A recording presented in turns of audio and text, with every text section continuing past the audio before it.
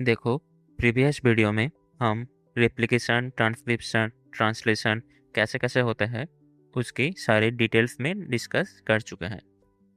आज हम देखेंगे कि ट्रांसलेशन के पहले यानी कि ट्रांसक्रिप्शन के बाद, मतलब जब डीएनए से आरएनए बनता है उसको हम बोलते हैं ट्रांसक्रिप्शन प्रोसेस। ठीक है। इस आरएनए फॉर्मेशन के बाद वो जब प्रोटीन बनाता है उसको हम बोलते हैं ट्रांसलेशन। मतलब जो प्रोटीन बनता है वो हर आरएनए प्रोटीन नहीं बना सकता। उस प्रोटीन को बनाने के लिए हमें जो आरएनए, जो बेसिकली होता है एमआरएनए, उसको पहले मैच्योर होना पड़ेगा। ठीक है, तभी जाके वो प्रोटीन बनाएगा। और ये एमआरएनए जिस जिस मॉडिफिकेशन के द्वारा प्रोटीन बनाता है, यानी कि मैच्योर होने के बाद प्रोटीन बनाता है, उसी को हम पोस्ट ट्रांसक्रिप्शनल मॉडिफिकेशन बोलते हैं। और ये मेनली होता कहाँ है? ये मेनली होता है यूकैरियोट में। क्यों यूकैरियोट में क्यों होता है? प्रोकैरियोट में क्यों नहीं होता? प्रोकैरियोट में न्यूक्लियस नहीं होता है, इसीलिए प्रोकैरियोट में जो ट्रांसक्रिप्शन एंड ट्रांसलेशन प्रोसेस वो साइमल्टेनियसली होता है। साइमल्टेनियसली होता है। और यूकैरियोटिक में न्यूक्लियस होता है, इसीलिए जो ट्रांसक्रिप्शन प्रोसेस होगा वो न्यूक्लियस के अंदर होगा। ट्रांसक्रिप्शन होगा न्यूक्लियस के अंदर। और जब ट्रांसक्रिप्शन के जरिए आरएनए फॉर्म होगा वो मैच्योर बनने के बाद वो साइटोप्लाज्म में जाएगा और वहाँ पे वो प्रोटीन सिंथेसिस करेगा। मैच्योर एमआरएनए देन ये रिलीज होगा साइटोप्लाज्म में और वहाँ पे वो प्रोटीन बनाएगा। ठीक है।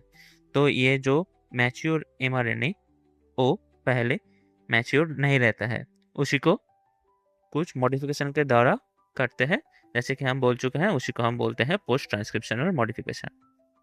आओ चलो आज देखते हैं इस पोस्ट ट्रांसक्रिप्शनल मॉडिफिकेशन के कुछ स्टेजेस और डिस्कस करेंगे उसको। ठीक है। देखो, post transcriptional modification mainly 3 stage में होता है। एक है क्लीवेज, उसके बाद होगा स्प्लाइसिंग और उसके बाद होगा टर्मिनल एडिशन। तो आओ चलो इन तीनों स्टेज को थोड़ा डिटेल्स में देखते हैं। उसके पहले पोस्ट ट्रांसक्रिप्शन मॉडिफिकेशन के दौरान कुछ फैक्टर काम करता है, यानी कि ये सब रिक्वायरमेंट होती है। ठीक है। जैसे कि पहला है सीपीएसएफ। सीपीएसएफ होता है जो आरएनए का जो AAUAA सिग्नल है उसके साथ ये बाइंड करता है। उसके बाद आता है CSTF। ये आरएनए में जो यू और जीयू रिच रीजन होता है उसके साथ बाइंड होता है। उसके बाद आता है पॉली ए पॉलीमरेज, जो आरएनए का 3 प्राइम एंड में पॉली एडेनिलेशन करता है। उसके बाद आता है PABP, यानी कि पॉली ए बाइंडिंग प्रोटीन। ठीक है। ये स्टिमुलेट करता है पॉली ए पॉलीमरेज को 3 प्राइम एंड में बाइंड होने के लिए। और उसके बाद और एक सारेन 21 जो एक्सो राइबोन्यूक्लियस के जरिए काम करता है। ठीक है। अब ये कैसे कैसे होता है जो आओ चलो देखते हैं। देखो, पहले हम देखेंगे क्लीवेज प्रोसेस के बारे में। समझो, ये डीएनए है, ये है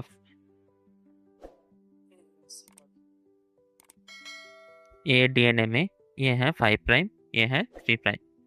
और ये जो 5 प्राइम 3 प्राइम एंड है उसके जरिए हम जानते हैं ट्रांसक्रिप्शन के दौरान एक सिंगल स्ट्रैंडेड एमआरएनए फॉर्म होता है, जो कि है ये है ओ एमआरएनए फॉर्म होता। इसके एक रीजन होता है AAUAA एंड एक रीजन होता है U और GU। इसके बाद क्या होता है, जो CPSF फैक्टर है वो आके बाइंड हो जाता है AAU AA रीजन में, और जो CH-TF फैक्टर है वो आके बाइंड हो जाता है U और GU रीजन में। और एज ए रिजल्ट क्या होगा, समझो यह है mRNA 5 प्राइम 3 प्राइम, यह है AAU AA, और यहाँ पर है U और GU। ठीक है, यहाँ पर आके CPA से बाइंड होगा, यहाँ पर आगे CH-TF बाइंड होगा, और उसके बाद यहाँ पर कट लग जाती है। और इस कट लगने के बाद क्या होता है, ये जो रीजन है ये दोनों अलग हो जाएगा, और यहाँ पर हो जाएगा 5 प्राइम 3 प्राइम, समझो AAU AA, और ये U GU, और ये अलग RNA हो जाएगा। ठीक है, और ये अलग होने के बाद ये जो CPSF एंड CH-TF है वो दोनों निकल जाएगा। ठीक है, और उसके बाद जो XRN2 है, जो एक्सोन्यूक्लियस के रोल प्ले करता है, वो आके ये सारे पोर्शन को खा जाएगा, यानी कि ये इसको डिलीट कर देगा, और सिर्फ बचा रहेगा ये पोर्शन AAU AA। यहाँ पर XRN2 आके ये सब करता है। ठीक है, ध्यान रखना ये जो mRNA था वो था प्री mRNA, यानी कि वो मैच्योर नहीं था, इसी को हम मैच्योर करेंगे इस पोस्ट ट्रांसक्रिप्शनल मॉडिफिकेशन प्रोसेस में। ठीक है, अब ये क्लीवेज प्रोसेस खत्म हुआ, यानी कि ये पोर्शन हमको मिल चुका है, और इसके बाद हम दूसरा प्रोसेस देखेंगे, स्प्लाइसिंग। देखो जो ओ वाला सीक्वेंस था 5 प्राइम 3 प्राइम, अगर इसको हम इस तरह दिखाएंगे यह है, तो उसके सारे रीजन दो पार्ट में डिवाइड होता है, एक है एक्सॉन, दूसरा है इंट्रॉन।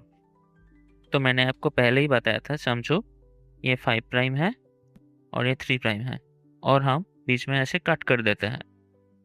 ठीक है, उसके बाद यहाँ पर 3 प्राइम हो जाएगा और यहाँ पर 5 प्राइम, और ठीक ऐसे ही सेम यहाँ पर यह है एक्सॉन जो होता है कोडिंग, यानी कि यही पोर्शन कोड करता है, और जो इंट्रॉन है वो कोड नहीं करता, यह है नॉन कोडिंग। ठीक है, ध्यान रखना एक्सॉन मतलब ई का मतलब है एक्सप्रेस, इसी तरह से याद रखना। और देखो ये इंट्रॉन का इस तरह 5 प्राइम और ये 3 प्राइम होगा, इसका जो 5 प्राइम है उस पे AG और GU रिच रीजन होता है, इसको हम बड़ा करके दिखाते हैं। समझो यह है, ठीक है, यह है एक्सॉन और यह है इंट्रॉन। इसके इस तरह होता है 5 प्राइम और यह है 3 प्राइम, इसके 5 प्राइम एंड में AG और GU रिच सीक्वेंस होता है, और 3 प्राइम एंड में AG और G रिच सीक्वेंस प्रेजेंट होता है। समझ में आ रहा है? और इसके बाद एक राइबोन्यूक्लियोप्रोटीन, इसको हम बोलते हैं SN राइबोन्यूक्लियर प्रोटीन, और इसको हम स्नप्स भी बोलते हैं। ठीक है, ये SNRNP आके यहाँ पर बाइंड करेगा और यहाँ पर बाइंड करेगा,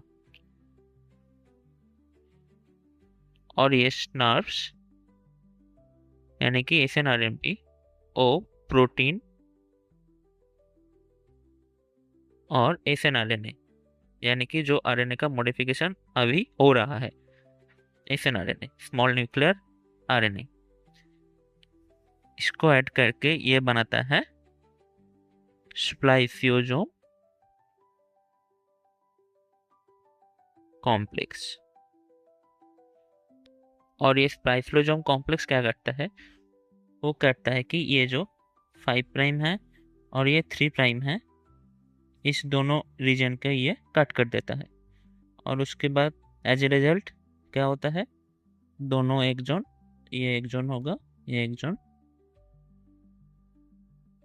दो एक जोन आके जुड़ जाएगा, और इंट्रॉन रिमूव हो जाएगा। और ये जुड़ता कैसे है, ये जुड़ता है बाय द फॉर्मेशन ऑफ ए लैरिएट, ऐसे होके ये जुड़ता है। यहाँ पर ये काट लगता है और अल्टीमेटली ये पूरा यहाँ से डिलीट हो जाएगा और ये आके जॉइन हो जाता है, ऐसे होता है। ये इंट्रॉन का पार्ट होता है, ये डिलीट हो जाता है और ये एक जोन का पार्ट एक साथ रह जाता है। ठीक है, आपको समझ आ गया? यही है मेन स्प्लाइसिंग प्रोसेस।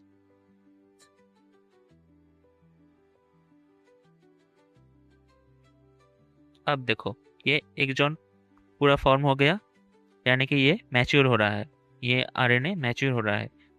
इसके बाद हम देखेंगे टर्मिनल एडिशन। तो चलो वो कैसे होते हैं देखते हैं। देखो, ये है एक जोन जो हम देख चुके हैं, ये सारे एक जोन है, इंट्रॉन डिलीट आउट हो चुका है। और यहाँ पर क्या होगा, इस 5 प्राइम पोर्शन में और इस 3 प्राइम पोर्शन में कुछ पोर्शन ऐड होगा, इसी को हम बोलते हैं टर्मिनल एडिशन। तो चलो देखते हैं कौन कौन ऐड होता है। देखो, इसमें पहले 5 प्राइम कैपिंग होता है।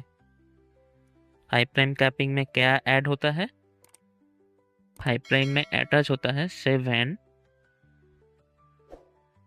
Methyl guanosine. ये 5 प्राइम एंड में अटैच होता है with the help of enzyme guanyl transferase।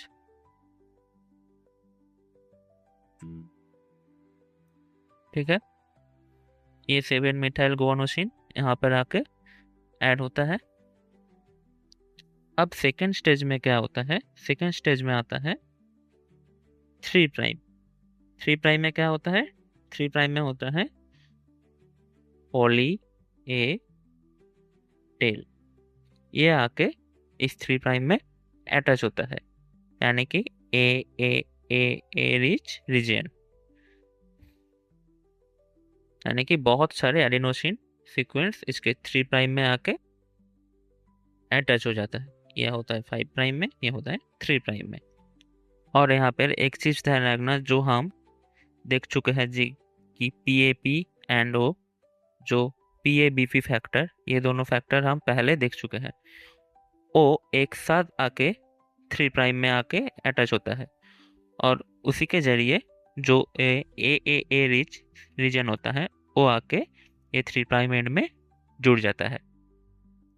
ठीक है, तो ये अब एक मैच्योर mRNA बन गया है 5 प्राइम 3 प्राइम।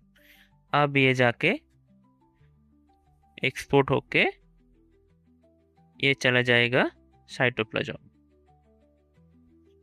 और ये साइटोप्लाज्म में जाके क्या करेगा, ये प्रोटीन सिंथेसिस करेगा। ठीक है, तो इसी तरह होता है हमारा जो पोस्ट ट्रांसक्रिप्शनल मॉडिफिकेशन, उसको हम PTM भी बोलते हैं। ठीक है, ये है इसका पूरा प्रोसेस।